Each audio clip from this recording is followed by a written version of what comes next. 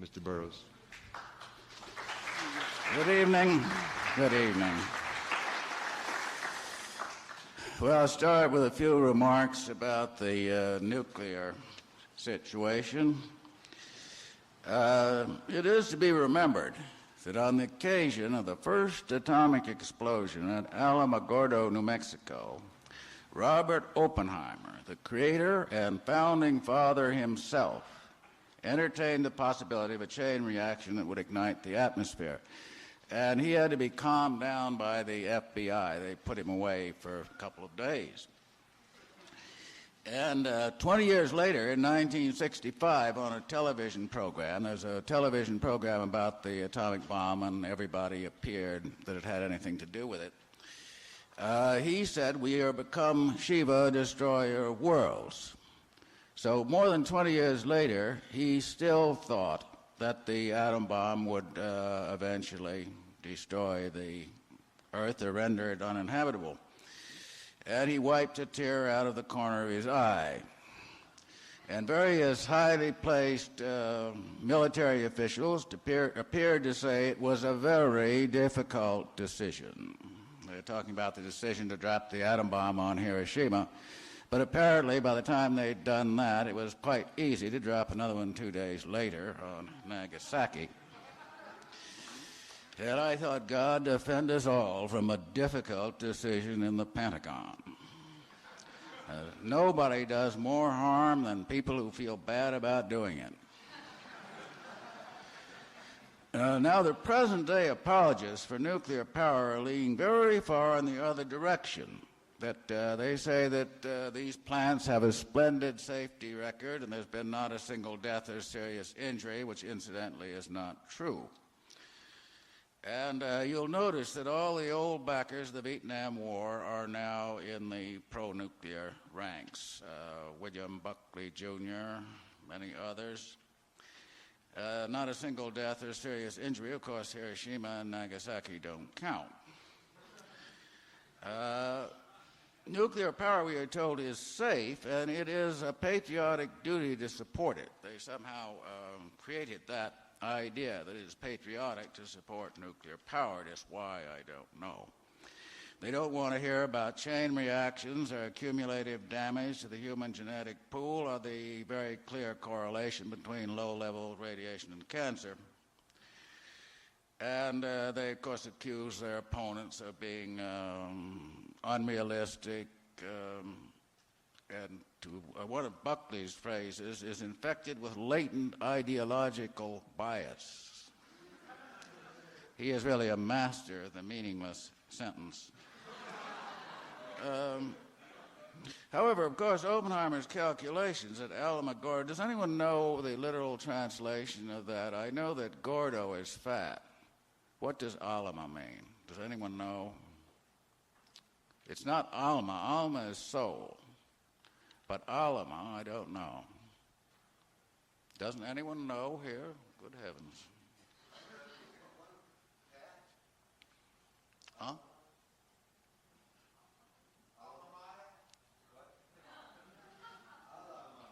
Alama.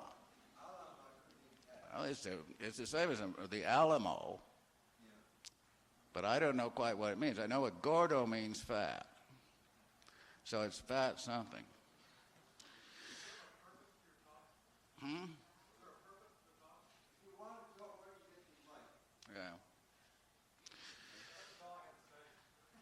Yeah.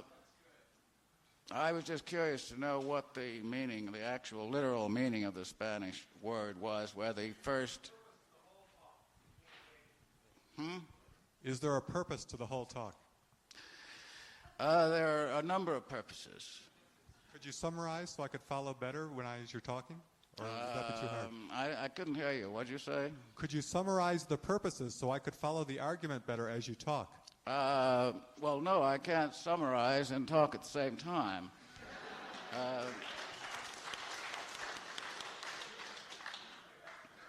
Well, anyway, Oppenheimer's calculations may have involved simply a quantitative error and given a sufficient concentration of nuclear fission, such as could occur in a major nuclear accident or a major nuclear war, and Operation Shiva will be in a go condition.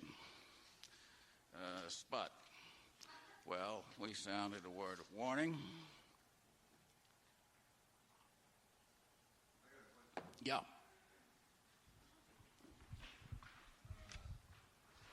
Ellsberg was here last year, and we got into a conversation about the Cold War, Russia versus America, and I put him the question that was generally asked, say, by Norman Podhoretz and the Committee on Present Danger and the conservative politicians. How can we disarm unilaterally and get rid of all the nuclear weapons when the Russians are armed with nuclear weapons and they won't disarm unilaterally? So what is there to do? You know, what good is a word of warning when we're stuck in a battle with Russia, and Russia's supposed to be so bad, and they would attack, say, Europe or take over? So how do you figure a way out of that one? I don't have a clue, really, as to how any disarmament scheme would really work.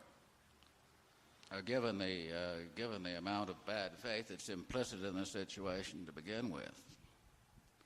If anyone has any ideas on this, I'd be very glad to hear them.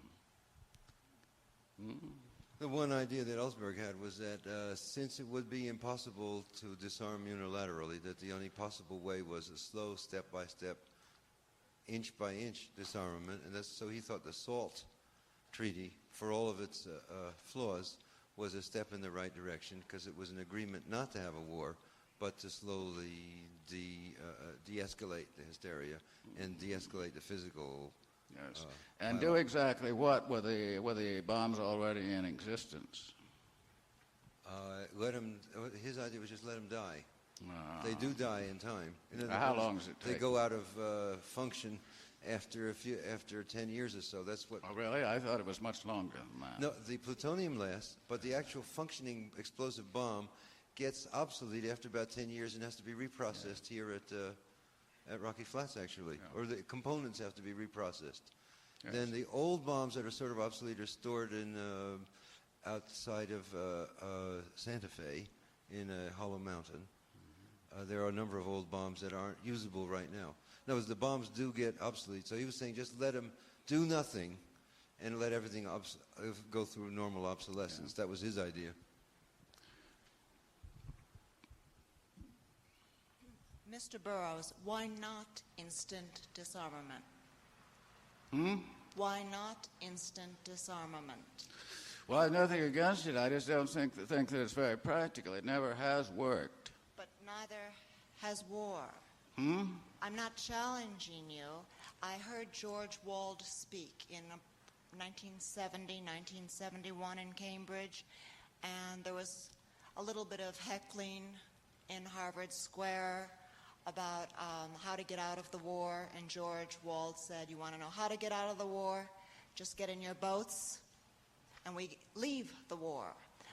And I always thought that sounded right. What I'm trying to bring up again is, why not? Even if it is unrealistic or impractical, why not just total instant disarmament? On whose part? Do you think that the Russians are ready for this? No, I would say, who are we to say what the Russians are ready for? What is your opinion about our taking that position? Who are we to say what anyone does? Let us take a very naive view and do what we think is useful. Let us. Why couldn't we assume a non-projective role? Just project peace. What do you, I mean... Well, this sort of comes under the head of, what would you do if you were president? I'm not the president. I'm not in a position to make that decision, and I'm quite sure that anyone who is would not make a decision to junk our entire defense system. I just wondered what you meant by unrealistic. Just that, what I've just said, that it's not likely to happen. Right. I don't say that it isn't desirable. I said it's just not likely to happen. Well, that's all. Anybody else have any ideas on this subject? It seems to me that you just said only the president could make the decision. Is the purpose of your talk to in some way influence the decision? I don't understand your question. If only the president can make the decision, is the purpose of your talk in any way to influence the decision? Or is it just to explain the possibilities? I'm not sure what the purpose is. Excuse me. I was making a few observations that some of you may not know, to the effect that the man who knew more about the atom bomb than anybody else, 20 years later, still considered that it would eventually result in destroying the planet. I think that's the most valuable thing you've said so far. Yeah.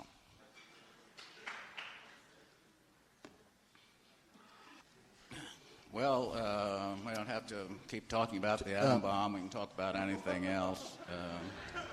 But if anyone else has anything further to say, yes. Could I ask you to what extent you think perhaps Armageddon is destined? Do you believe in this? Do you believe in such things? I wouldn't venture an opinion. I just don't know. It does seem, though, that the people in charge believe this particular myth, and they're willing to go with it. Willing to go with what? You mean that? Yes. What are they willing to go with? Well, they've built the doomsday machines now and the bombs and so on. Mm-hmm. So apparently that's the way they tend. So we have a bad myth on our hands there, apparently. Yeah. That's all I have to say. Yeah. For me, this talk would go much better if we only talked about evidence and not about hypotheses. Thank you. What evidence?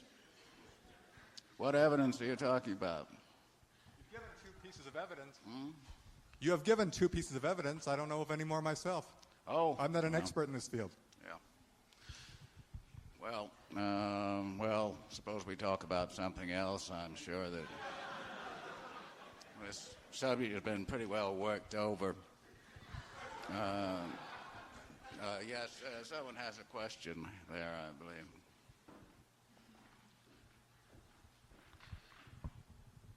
Yeah, what is your opinion of the ERA and the women's movement in general? Of the what?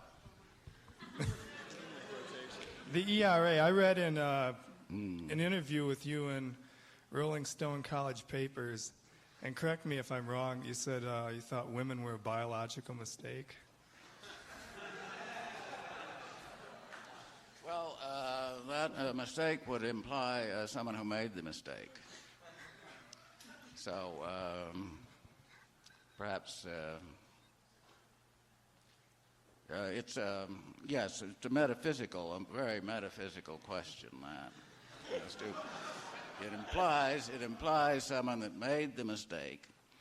What I am actually saying is that the contradictions that arise in a dualistic universe, which is postulated on either our propositions, male or female, this or that, are ultimately unsoluble. Yes. Would you talk a little about writing Port of Saints, how it was put together? Yes. Whenever I write a book, I usually use about 1/3 of the material. I have a lot left over, and so this was partly an overflow from Wild Boys and The Exterminator, and was assembled, as most of my books are assembled, sort of on an associational logic. Those things are put together that are associated. More or less, I'm trying to approximate what happens in a dream, this sort of synthesis of material. And that was the general plan of assembling of the material. Well, let's have some other subject here. To switch from atom bombs to something farther off, what about extraterrestrial intelligence, communication with other planets?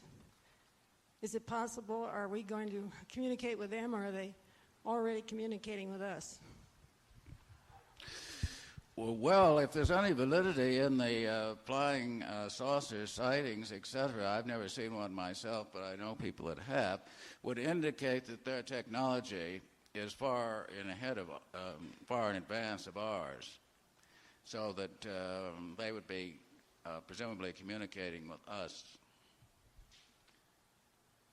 There may be, I mean, people have speculated that we have reached a point now where we are a danger to ourselves and perhaps to others in the cosmos.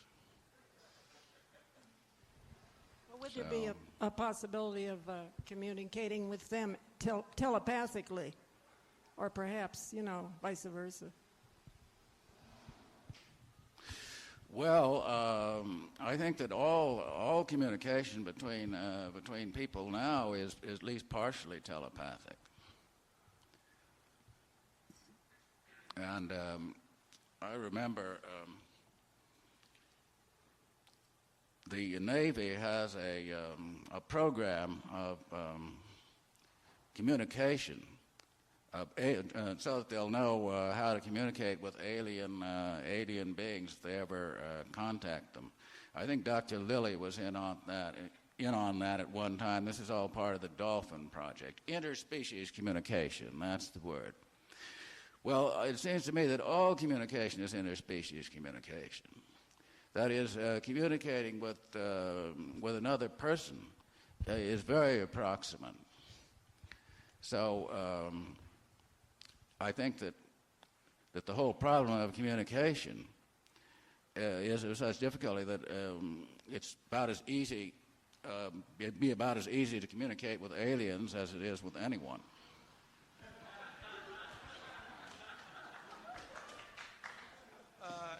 Mr. Burroughs, the U.S. government gave up investigating UFOs in 1969.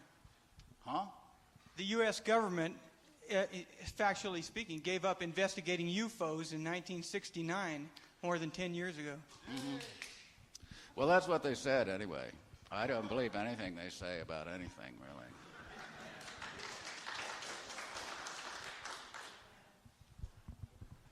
Why don't you ask them for their budget so you can check it out? They're asked repeatedly for their budget, but of course, a great deal of the budgets, particularly of something like the CIA, are concealed. You've made numerous comments based on hypotheses, and I hear very little evidence. Well, what evidence do you have to present? Evidence of what? For the questions, I have no evidence. Just like you, I've never seen a UFO. Yeah. I've never seen one. But I think there's enough sightings to say that there probably is something to it.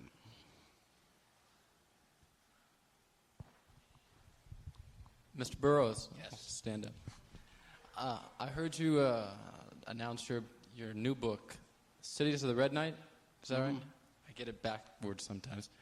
And I wondered, for an author of prominence like yourself, how you found the publishing market now in terms of being receptive to your own fiction and also just in terms of other people's work. From what point of view? Do you mean from the point of view of, say, an unpublished author getting published? I mean, well, that's my own curiosity. You mean from the point of view of the royalties and? No, I'm just wondering. Do you find that your own publishers are looking for different stuff, different material from you, or are they making demands? Are you under demand in the sense of contracts and things to provide, or are you actually at liberty to write and market your works as you will? I am completely at liberty. That is, they don't make any changes or ask for any changes. But I think that's true of most writers. The old days of editors who really edited, like Perkins, I think are pretty much a thing of the past. The publisher either accepts the work or they don't. Along that line, is there anything being written today that what kind of thing is being written today that publishers don't accept? I don't know of anything, any classification. I think it's just a question of whether they think the book will sell or not. And then, of course, there's a certain amount of prestige publishing, books that they know won't sell, but which will give them a certain amount of prestige. There's nothing left like in the days of Naked Lunch when they won't take it? I don't think so. I don't think there are any taboo subjects left. That is certainly one of the things that has been accomplished in the past 20 years in the Cultural Revolution is the abolition of censorship. I'd like to address a question to you about dreams. Do you have conscious awareness in your dreams? Whenever you're having a dream, do you also have conscious awareness inside that dream? And also, how would you characterize dream logic? Well, sometimes I do and sometimes I don't. Very often I know that it is a dream. Is that what you mean by conscious awareness, knowing that it's a dream? Say, in your dream, can you say you want to go to a destination and go there consciously? Can you find something, seek something in a dream consciously and find it? The answer is sometimes you can and sometimes you can't. And I've done a lot of experiments along this line because I write all my dreams down. I'm a light sleeper, so I wake up 6 or 7 times in the course of the average night and write dreams down. And I've found that sometimes I'm able to control a dream, and sometimes I'm able to direct myself before going to sleep to dream about a certain subject, and sometimes not. Could you give an example of a dream where you've had conscious control? Well, following Don Juan, you see, Don Juan said that the important thing was to see your hands in a dream. And I made an effort to do this a number of times. And only a couple of times did I succeed in actually seeing my hands in a dream. I practiced for 3 months at one time and found my hands in 3 successive dreams. Well, the dream in which I saw my hands, I looked in the mirror and my face was black. I turned into a Negro. But I looked down, my hands were still white. So I had made a conscious attempt to see my hands. That was one of the few times that I succeeded. Dream logic seems to proceed on associations.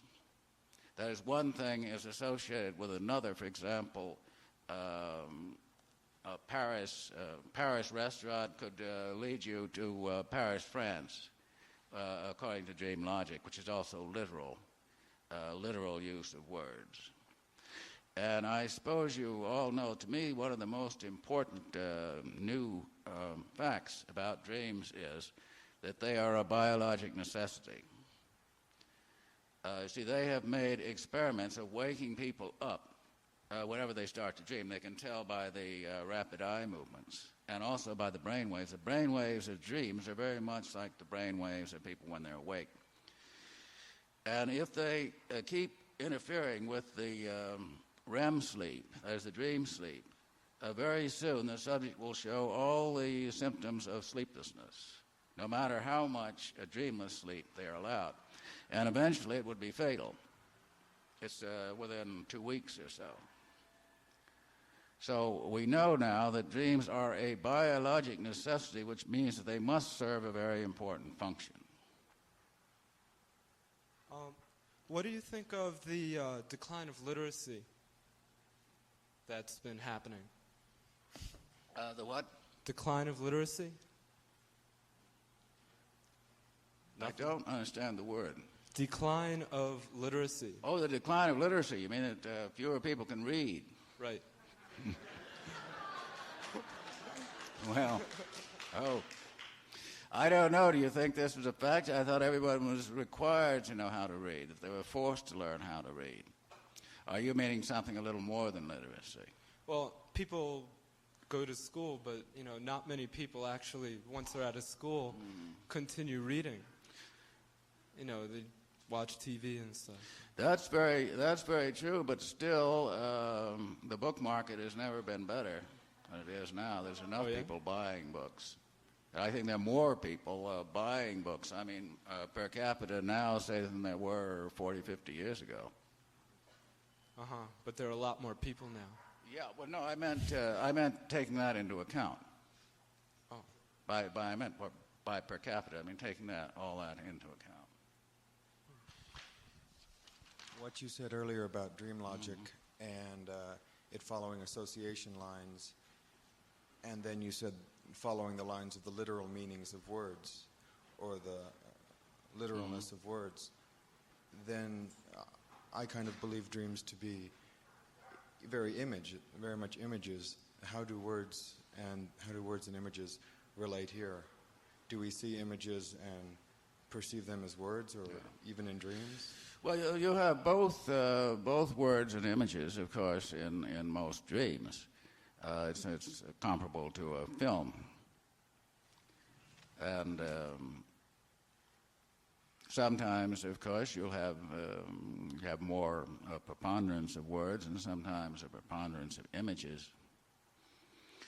I made quite a collection, say, of dream phrases. There's words that occurred in dreams are often just words between sleeping and waking, and you get a very peculiar sort of grammar.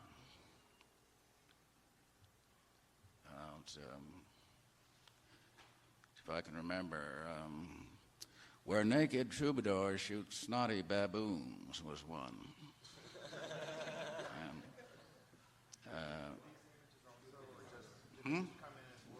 It came in as words. I'm talking about now is coming in as words, without any real, any clear image content. But I think more often you have the words and image mixed just as they are in a talking film.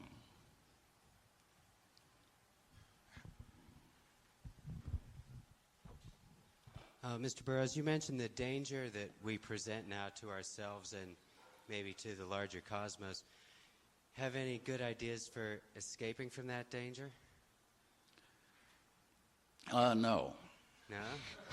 Frankly, no. Really? I don't. Boy, in your book sometimes it seems like there's suggestions. Naturally, Leary says, and I think I certainly agree with him, that the next step is to go into space, to leave the planet. But we're not there yet. Do you think there's any possibilities of leaving the planet maybe in some unbodily kind of way? Yes. Yes, I have a note on this here. Here we have an artifact weighing about 170 pounds that cannot exist outside of a very specialized environment, sort of a whole aqualung. And the official space programs, how do they propose to solve this? Well, they're going to move this whole artifact, the human artifact, in its environment from one place to another. It wouldn't occur to them to start from the other end. Now, you have an object, X, that's the human body, and you want to transport X, say, from Earth to space, from E to S. And X is heavy, and it can only live in a whole medium. So why not so alter X as to reduce its weight and its dependency on its medium? That would seem to be a logical approach to the problem. And this would not occur to the official programs because they accept the human artifact with all its limitations. In effect, they accepted limitations imposed by Christianity, by what Crowley calls the slave gods. Now, the human body is much too dense for space conditions. We have a model to hand, and that is less dense. In fact, almost weightless, and that would be the astral or dream body. And I postulate that the function of dreams may be to prepare us for space. And that is why they are a biologic necessity. Well, you think there could be some kind of attitude of detachment from the body that could There could be help what? that? Some detachment from.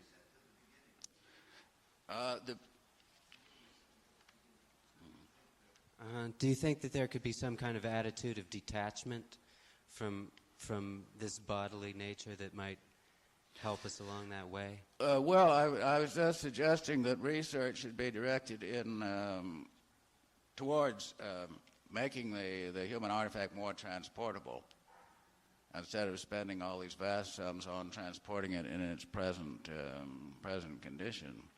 Now, as to whether you could get a dream body to exist apart from the physical body, well, that would be a matter for research.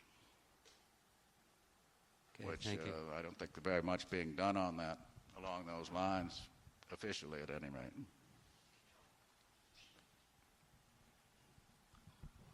Do you still practice the discipline of doing easy that you described in your book, The Job? Pardon? Do you still practice the discipline of doing easy that you described in the book called The Job that you wrote? As best I can, yes. It still works. Well, yeah. I mean, it's so obvious that it's the easy way to do things, but it's also extremely difficult to do. But it just this is what is it? Vipassana, Alan? The awareness of what you're doing at all times. Mindfulness, yes. It really is a very old discipline, and seemingly very easy, but in point of fact, very difficult indeed. But I find that, for example, if you drop something or spill something, there's always a reason for it. If you can remember what you were thinking at that moment, you'll usually find that you were thinking about some person in an antagonistic way. It's as if someone suddenly joggled your arm. That shouldn't happen if you're completely mindful. You should never drop anything or make an error. But we do. I do, certainly. Could the dream body be an aspect of the water body, the water element, which we already contain? Whether it's developed or not is another issue, but could the dream body be an aspect of the water element? It could, certainly. I was saying we don't know very much about it. I think the man that's done the most research on this subject is Robert Monroe, who wrote Journeys Out of the Body, and I was down to see him. He's got a lot of machinery there that he thinks that he can eventually exteriorize people by a machine. And I don't know how effective these machines are. I saw some of them, but I didn't see them in operation. But I know he's got a long way since then. That was about 3 years ago. What I'm getting at is we have four bodies: the astral, or the air, the mental, the earth, and the water. That Robert Monroe also, is very advanced. He is the closest. He is the closest source of information to this unknown. I think so, yes. He's worked very closely with Kubler-Ross, the dying woman, the one that comes to see people when they're dying. When you see Kubler-Ross, you know you really had it.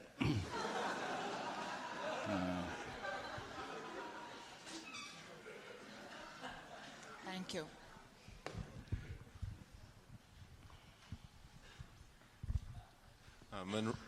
Monroe has also had some association with Jane Roberts. Have you ever made such?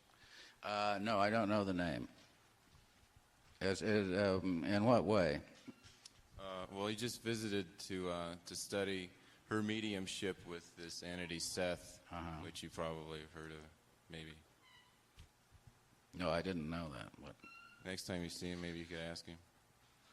But he has done all this under test conditions, I know, and has actually, gone places and then come back and described them accurately and all this sort of thing. I don't think he's a fraud. No. don't. Although I can't say that I've ever, by following his instructions, gotten the same results. Yeah. I was wondering if you could expand a little bit on your idea that words can cause cancer. Can cause what? Cancer. Cancer? Yeah. You said it in The Job. Well, I think that they're probably that can be part of the whole cancer process. There's no doubt but what there's a very strong psychosomatic element in cancer, and it may well be associated with it. Any neurosis is inner conflict is apt to be more verbal than anything else. I mean, there's successive verbalization. So in that sense, yes. Okay, thanks. I've heard Alan say a couple times that he foresees the destruction of the world and that we've gone too far. And I have a lot of the same views, that we've pretty much done too much to turn back now. And I wanted to know how you feel about natural limits, that people's instincts right before things become too hot, they'll cool down, and that our governments, before we destroy the world, that will listen to our natural instincts of survival. And how do you feel about the fact that we've grown away too far from our instincts, and we're not able to recognize our natural limits anymore? Well, you see, you're using the word we there as though there were any sort of coherence. Remember that these decisions, like the decision to drop the atom bomb on Hiroshima, was made by very, very few people. In fact, of course, we didn't, most of us didn't even know they had one until they dropped it. And you see, those people are in such a strange and really artificial position that anything sort of like self-regulating limits would not apply to them. And it's also possible that some individuals may think that they have a way of escaping. They don't intend to be here when it goes up, in other words. That's something that, a possibility. What I meant by we was just the human race, and that generally the masses of people who were more in touch with their... But they've got nothing to say about it. They've got nothing to say about anything. Look at the atom bomb people. How many people were involved in that decision? Just a handful. They weren't the human race. There were a few officials and military people. We didn't, the masses, the so-called voting public, knew nothing about the bomb. In fact, even in New Mexico, where they were making it, people outside the reservation didn't know what they were doing. So, do you foresee? Pardon? Do you foresee destruction? I mean, do you? I don't foresee anything. I'm not setting myself up as a prophet here. Okay. I just don't know. But certainly the destructive potential is there. And the fact is that anybody can make an atom bomb now. Any physics major can make one. Not a very effective one, but, it would take out Boulder, for example. Didn't take much of a bomb, but...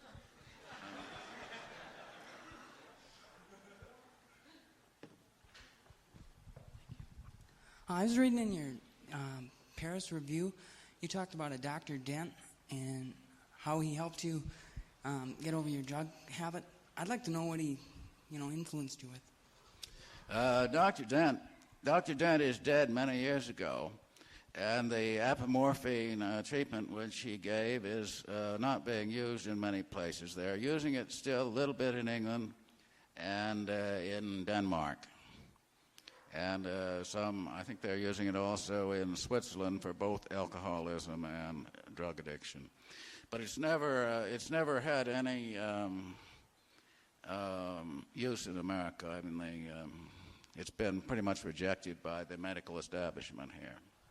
Mr. Burroughs, I'd like to ask you your feelings about the function of the artist in a society in which politics is so important in terms of the life and death of the human race.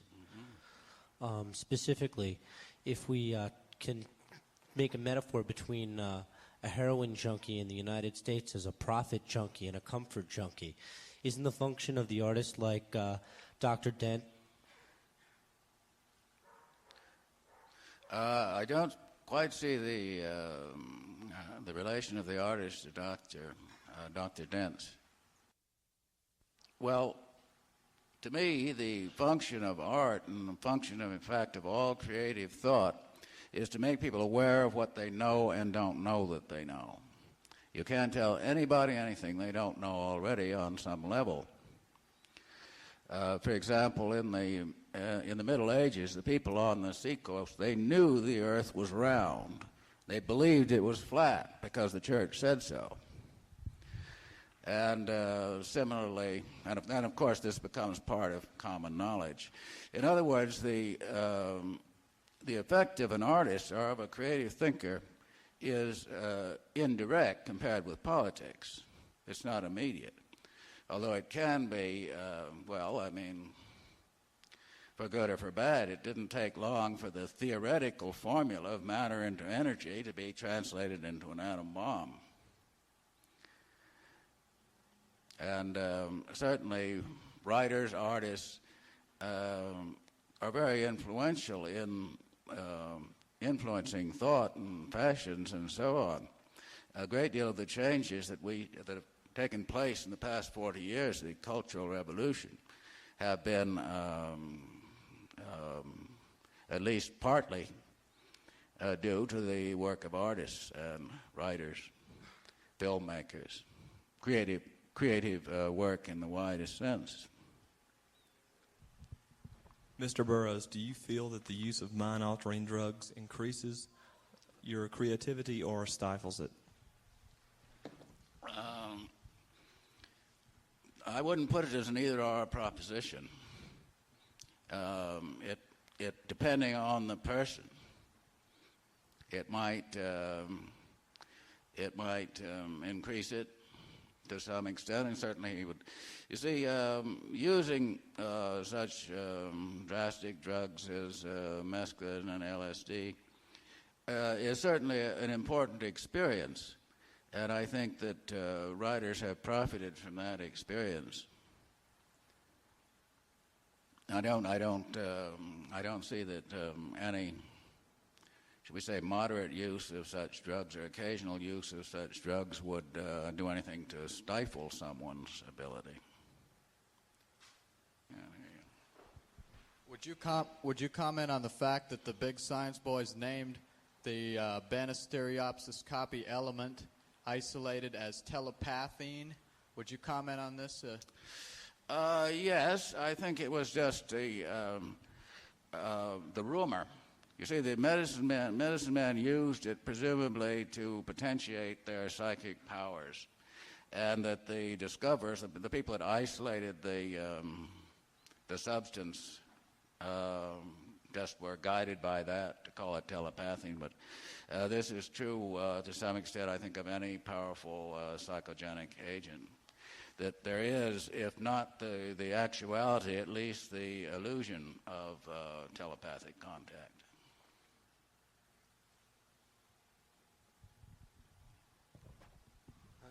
Do you know of any drugs along the line of LSD or mind-altering drugs that have been discovered recently that say we would not know about as common knowledge?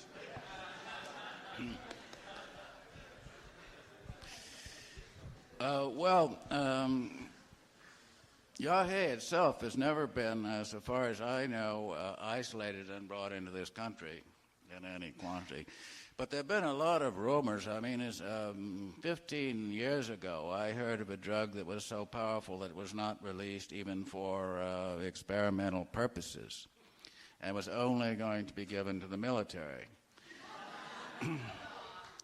That they were afraid. I talked to a doctor at that time. I was much more apt to take anything that anyone gave me, but I would think twice now. But he said that he couldn't take the responsibility of administering it to anyone because of the possibility of residual neural damage. Now, what this drug was, I don't know. But you see, as soon as you have a drug, it is immediately possible for a chemist to make drugs with the same potentials, but a great deal stronger. For example, quinine, you see, in World War II, as soon as they synthesized quinine, they had anti-malarial drugs that were 30 times as strong as quinine. Now, the same would potentially then be true of hallucinogenic drugs, that they could make a drug that was 20 times as strong as LSD. And they could probably make a drug that's 20 times more habit-forming than heroin if they wanted to. It's not much of a trick for a chemist. In terms of drugs in general, could you say a little bit about how you see the concept of addiction now in terms of either a physiological, cellular thing or a psychological phenomena? There's no doubt but what addiction to opiates is physiological. All animals have been addicted, with the exception of cats who are allergic to morphine and they just go crazy, and they can't be addicted if they would die first. But all other animals can be addicted and have been addicted. So there's no question of it being anything, well, of course, anything that's physiological is also psychological. But by and large, it's a physiological process which we pretty well understand now. That the body produces a natural regulator and painkiller called endorphin. And if someone uses opiates, then the body stops manufacturing endorphin. When the opiate is withdrawn without the natural painkiller, any little thing can become agonizing until the body goes back and starts producing endorphin again. That is apparently the explanation for withdrawal symptoms. It's simply that there's no endorphin being produced in the body. I was going to ask a question about reincarnation. I've read a book, I think it was Lyle Watson or Colin Wilson, I never can remember, about a sect called the Cathars in the Middle Ages that were reputedly reincarnating. Have you heard anything about that? Or any comment on that? Not about that particular sect, no. But, well, I personally subscribe to the theory of reincarnation, but I would say any closely knit group, should we say, where you get in Europe where people have lived in the same area for 1,000 years as they have in parts of Switzerland, for example, that we must assume that the same people are coming back again and again and again to practice the same professions. Yes.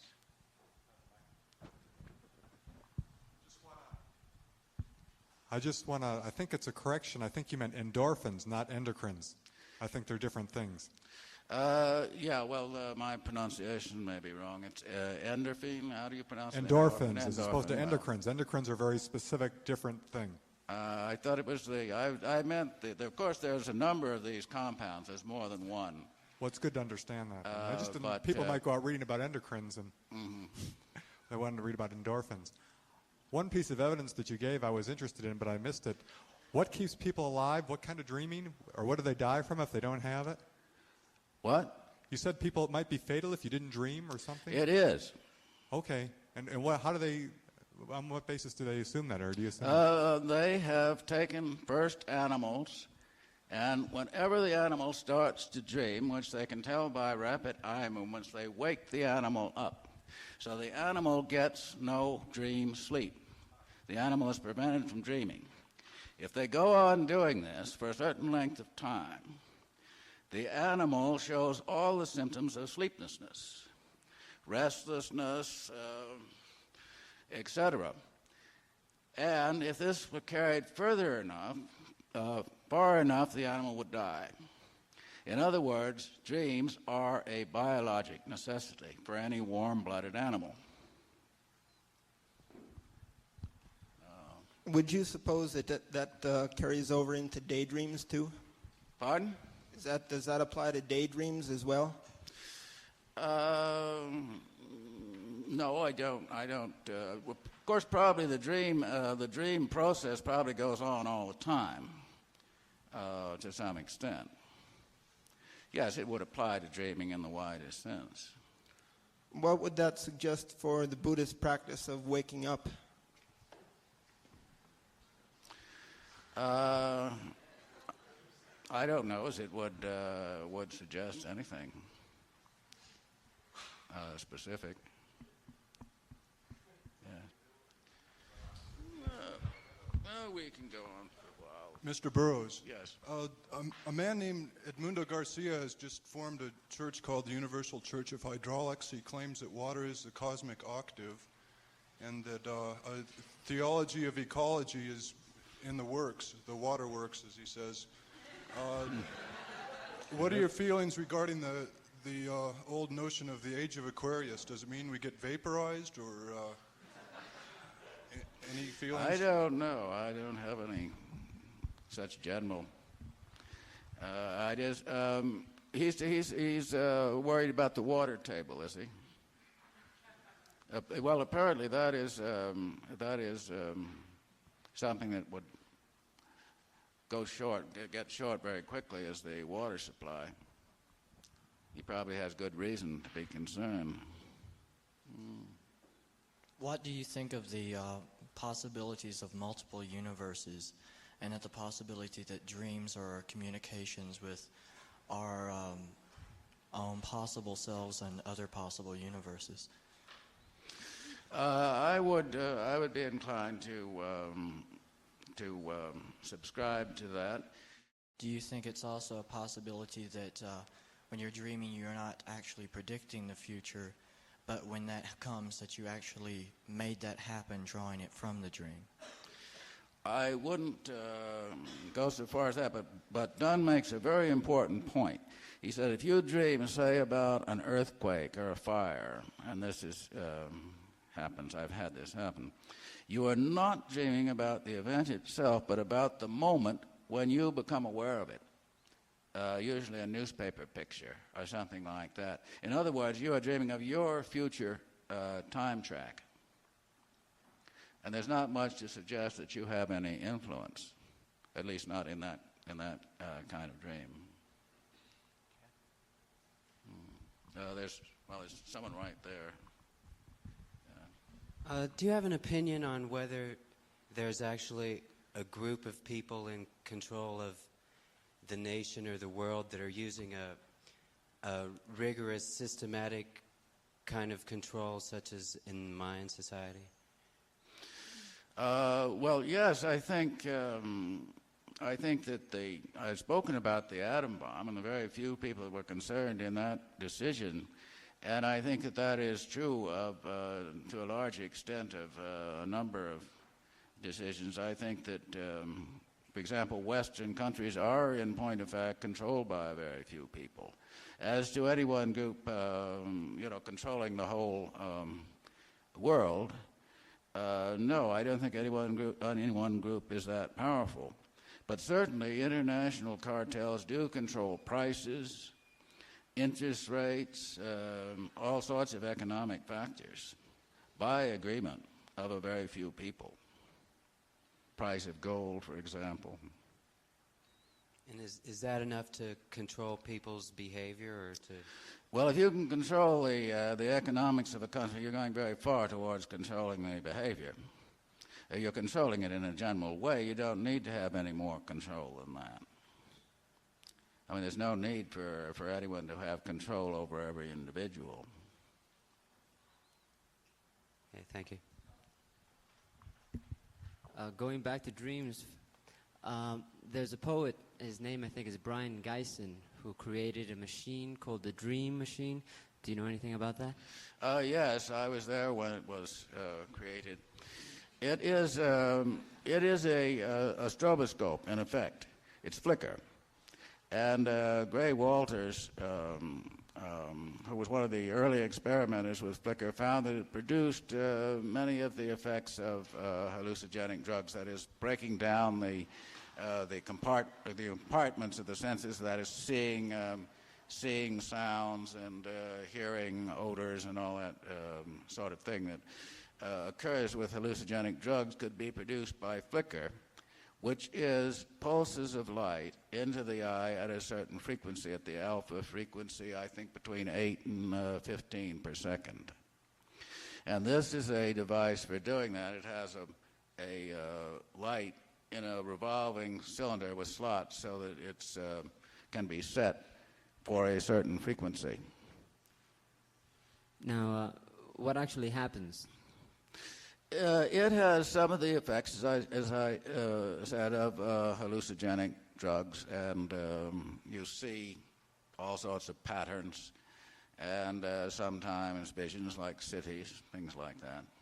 Is there? I heard that there's a dream machine in the basement of the Museum of Modern Art. Is that being used? I think they have one, and there's one also in the Beaubourg Museum in Paris. And I think that Brian is going to install another one there at the Beaubourg in Paris.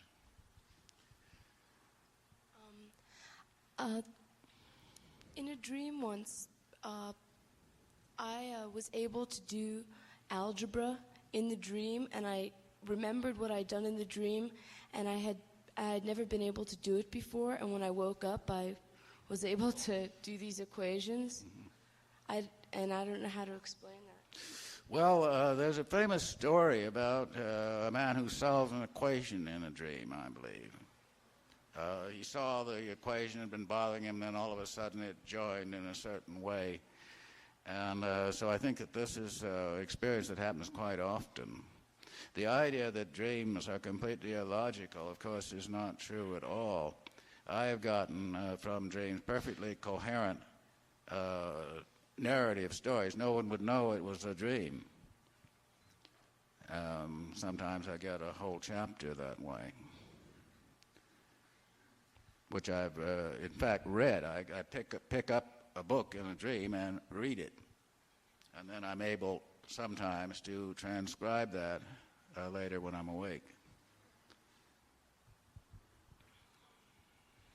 Back to art and politics, just as nobody's really paying attention to the anti-nuclear movement except people who are already anti-nuclear, I was wondering who you consider your audience to be, and is anybody really affected by art but artists?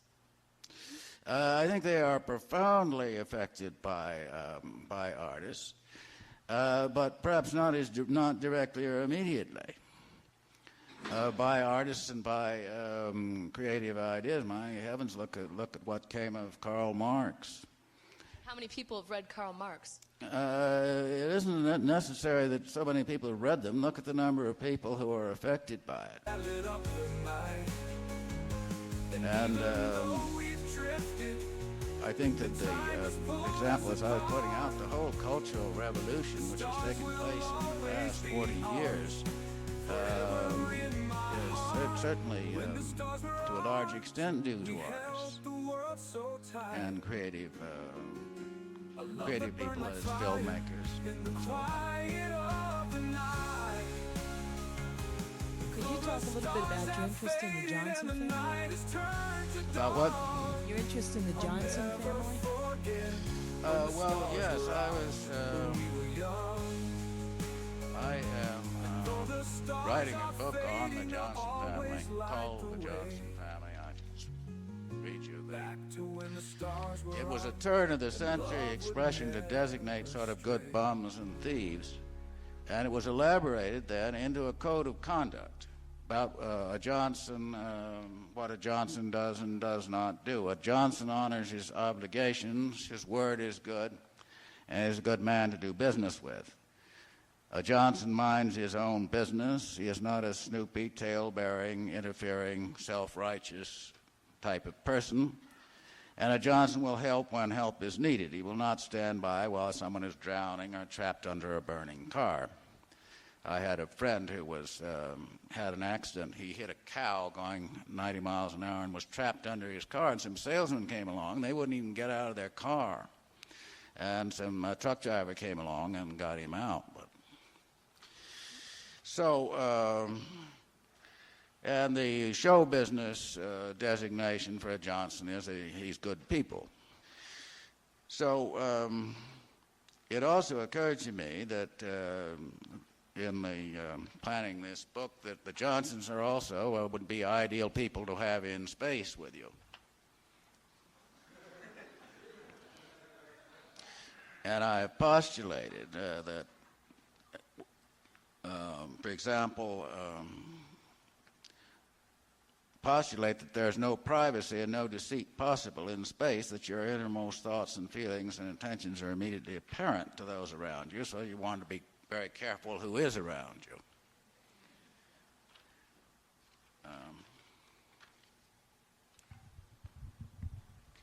You've already said something about the connection between dreams and your writing. Mm-hmm. Some people have thought there was an important connection between watching a movie and having a dream. Suzanne Langer, I think, for example. And I was wondering if you could comment on the relation between movies and your writing on the one hand and movies and dreams on the other. Well, because a dream is, in point of fact, a film. And also, people, I myself, and I suppose everybody, frequently dreams about films that they've seen. There's certainly a feedback, immediate feedback there. Well, that's about all. I'm coming back to the nuclear because I've been sitting here and listening to the younger generation concerned about nuclear, and they have been the only group that had any impact at all on the protesting of the nuclear. Whereas if the young people will work upon the older people who are plugged in to what they call the bottom line to make money, and also because they fear that they're going to be without any energy. Now, if the young people will start to working on the older people, I think we can make a big impact. That's my comment. Well, one hopes so, yes.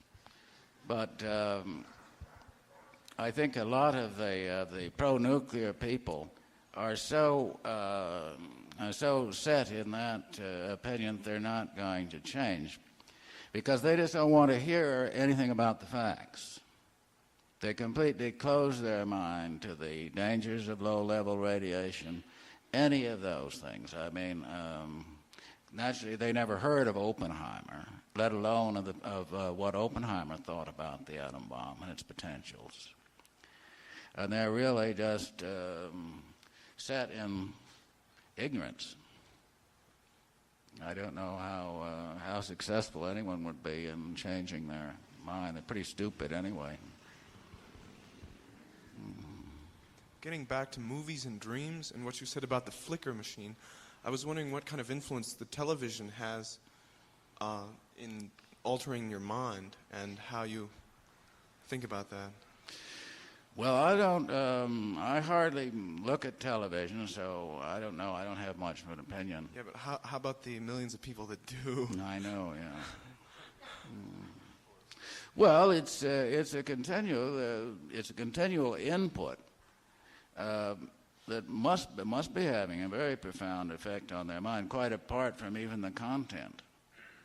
Just the fact that they're sitting there and watching this thing for hours on end. Yeah. Is there some kind of theory that the flicker of the television set creates a kind of hypnosis that can be very influential? Yeah, I've heard of that, and I've heard also that something about microwaves, actual damage from certain television reception.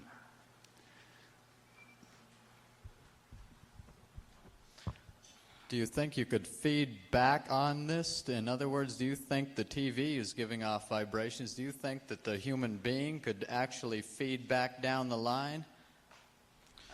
You mean that he could affect television? Well, I guess Well, in the terms of what I'm saying, well, music feedback. Yes, it's quite possible. You see, they've done research of attaching, actually, the mind to a computer, so that there was a feedback between the mind and the computer, and the mind was giving electrical signals to the computer. So, yes, you could actually at least change the stations by thinking about it. That's potentially quite possible.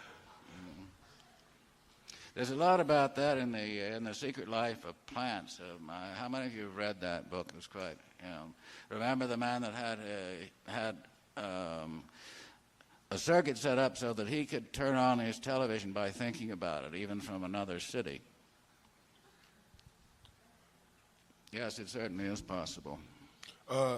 You've experimented with a Reichian orgone accumulator. Did you have any results? Well, yes, I think there's no doubt but what something is happening. I've had people go into, not knowing nothing about Reich and not being told what to expect, and they all reported that something was happening in there, that there's a prickling of the skin, and they thought that it was attached up to some kind of an electrical system. And I do think that it is very important for cancer, for the possibility of cancer cure, and it's been completely neglected by the medical establishment. But a doctor with a space program named Kohn came out with his electrical cell theory of cancer, which is identical with Reich's theory, although he gave no acknowledgement to Reich. Mr. Burroughs, because you're such an acclaimed writer, do you consider writers as not spiritual but social prophets? And could you cite examples through your work if you feel so? I didn't quite get the question. I think do you feel that writers are social prophets? And if you feel that way, could you cite an example with your works? Thank you. I don't think that writer is necessarily a social prophet. He may well. There may well be events in his book that later happen. In fact, and of course, writers certainly have an influence on events. That is, people modeled themselves on writers like a whole generation modeled themselves on Fitzgerald's writing. That's not exactly prophecy.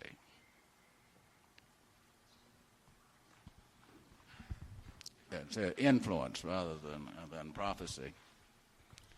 Mr. Burroughs, would you please comment on the possibility that since the atomic bomb, the credibility in the scientific community has been destroyed to the extent that the opinions of that community are pretty much worthless in undoing the damage which has been done? Well, undoubtedly, they have lost a degree of credibility by getting something started which they are apparently unable to control, and they can't have come up with no solution to the problem of atomic waste. So that is certainly enough to destroy anyone's credibility, to have created a problem of such magnitude without a solution to it. I have a twofold question, which is first, about a year ago, I was stopped. I was in a movie, and I started talking to someone, and he explained to me he was a filmmaker, and he was involved in mind movies. And do you know anything about mind movies? No, I don't know what he means. Did he explain to you what he meant by a mind movie? He was working on this process with other filmmakers and engineers, and where they take through a magnetic tape, they pass it through a computer, these signal alpha and beta signals, and then you experience the movie in your mind as opposed to on a screen. Well, I think that this is something towards which movie makers are striving, but I don't know if they've accomplished it yet. All right. Yeah. The second question is, you mentioned orgone energy, and there's a theory that UFOs are somehow propelled by that. No, I didn't suggest that UFOs were propelled No, by. that there's a... Do you know anything about that? No. Okay. I understand there are people called arhats who are in deep states of meditation in caves in various parts of the world who are seeking to change the destructive direction. And I was wondering if you have any comments on that, and also what I'm getting at is what power people who meditate might exert on these questions, destructive questions. Well, theoretically, they could assert almost unlimited power. That is, there's no doubt about it, but what human beings use just a tiny fraction of their actual potentials.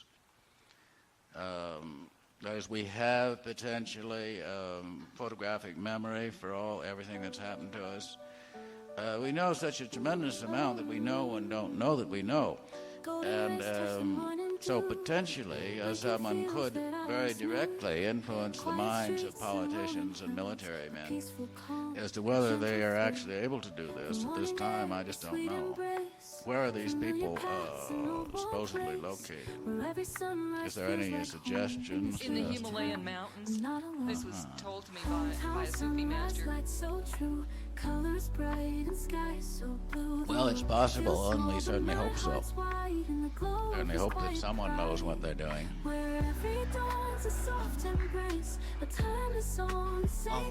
What developments do you think we'll see happen in poetic and literary form in the next 20 years and into the 21st century? That's very, very difficult to say. For example, painting. Where painting is now, I just don't know. They've gotten away almost from to a point where they don't have anything to sell. They've lost the article. Now, I know a painter named Les Levine, and he puts on a show, and I said, well, Les, what are you selling? Where is the thing that people can buy? And it isn't there. It's a happening. It's as if the writer had somehow gotten rid of the book. The painter has gotten rid of the canvas. What they are selling then is a happening, or an event like this guy that did the wall, or what was it? Yeah. So where they can go from here, how they can go further, I don't know. And writing seems to be have reached a sort of a limit. There's a limit, really a definite limit to experimental writing if you want people to read it. For example, you could not do in writing what is called minimal expressionism, where you have, say, a canvas with slightly different shades of the same color on it. It would be intolerable in writing to have the same thing said with very slight variations. So I don't know as writing is going very much further, going to be very much different, say, in the next 20 years than it is now.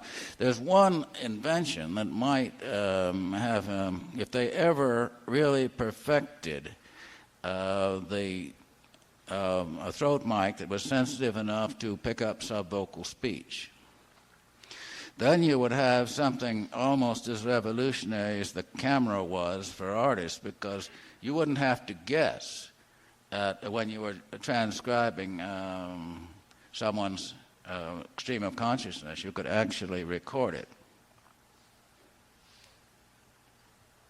But to date, there is no microphone that's sensitive enough to pick this up. We know that subvocal speech makes sound, but we can't pick it up yet. So do you think we're dependent then on some sort of technological development or discovery in order to move writing ahead, move writing further, move it out there? Well, you'd have to specify just what we're moving. Undoubtedly, this, as I said, this to record subvocal speech would require equipment that we don't have yet. But there's no reason why we shouldn't have it. I mean, it's certainly within the realm of possibilities. I'd like to ask you a question about your own personal literary habits at the time. Could you go into what your current reading is right now and any recommended reading you might have to suggest? Well, actually, I've got a reading list. I gave last summer a course that I called Creative Reading, and I have a list, a reading list, which I'm continually adding to. I mean, if you wanted to see me after class and get a copy, have a copy made. I read a great deal. I read a great deal of just sort of bestsellers. And a book that I recommend that I just read is Shibumi. It's violently anti-American, and it's a bestseller, which is interesting in itself. There's another very good one called The Contaminant, about how Russia and America are inducing cancer, that is, putting cancer-producing agents into the food. And first the Americans do it, and then they find out the Russians are doing it as well. It's all too probable, actually. The same is true about this book, Shibumi. The story is that America is really run by something called the Mother Company, which is above the CIA, and nobody knows about it. And they are fixing petroleum prices. It's essentially a cartel of petroleum and energy. Sounds all too likely. It's all done by their whole power depends on a computer called Fat Boy.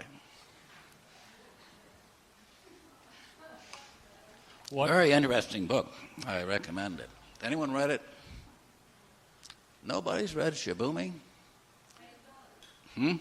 Yes, it's Japanese training or word. It's all over. I mean, it's a big bestseller. You can't miss it. And it's well worth reading. The manager of Lawrence Cavell's is reading Shibumi and enjoying it. The manager of Lawrence Cavell's is reading Shibumi. What role does music play in your life? Music? And has there ever been a serious art music composer that you've been affected by or liked? No, I really don't know. I'm not at all knowledgeable about music. I like Moroccan music and Indian music. I'm not much into rock and roll. And I just don't know much about music, frankly.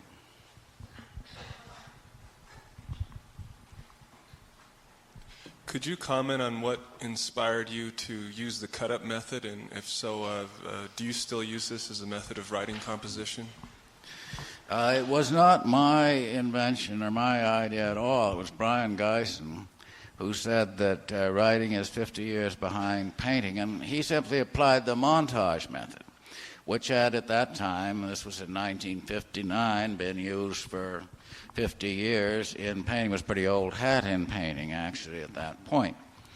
Well, now, this applies to what I said about making people aware of what they know and don't know that they know, because he simply made explicit with scissors what happens all the time in the human nervous system, that as you walk around the block and come back and put down what you've seen, either on paper or on canvas, you've seen a melange of fragments. It isn't, you haven't seen anything sequential, narrative or picture. And whenever you walk down the street, your consciousness is cut by random factors, or when you look out the window. This is a process that's going on all the time, and the cut-up method simply made this explicit. Bill, in following on that question about the origin of cut-up and function, and your statement before that there is a limit to experimental art if you want to have anybody read your book or look at your work. What is your opinion, or how do you what's your attitude toward a soft machine, Ticket That Exploded, and Nova Express as quote, far out experimental works, in Finnegan's Wake, say, and what lessons have you learned from that kind of experiment, and what generalizations have you derived from the experience? Yes. Well, I feel that in those three books, I was perhaps too much taken up in the experiment itself.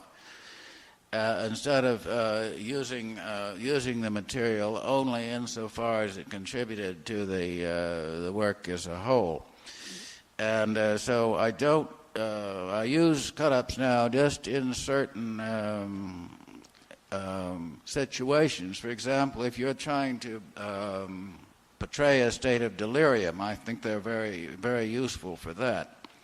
Or say if someone has driven from the airport to his hotel and he's lying down and pictures are flicking through his mind, that the cut-up method works very well there. But there is a tendency with writers, I think, to get too hung up on an experimental line of writing so that they don't get back to coherence where they can be read. I think that we're still going to have, we still need sequential narrative if people are going to read books.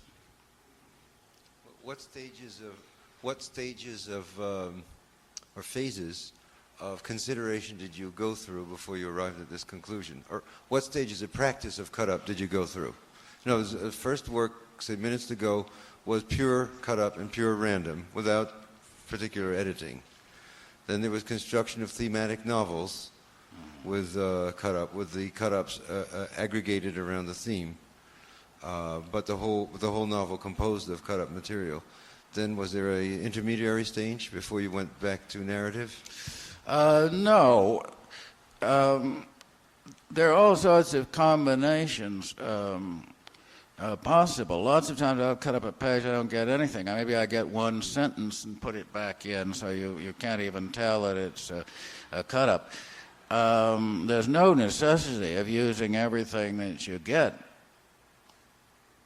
And very soon I started editing and rearranging and taking what I wanted from the cut-ups. Did the cut-up style affect your own brain functioning or your own thinking process or your own composition process or your own stylistics? Yes, I would say that the cut-ups give a general, because it's making explicit something that happens all the time, increases your range of awareness, and therefore, contributes to, gives you a wider range wider range for your fictional viewpoint. You're talking about mental awareness. Yes. Does it also have any effect on your actual sentence composition? Yes, to some extent.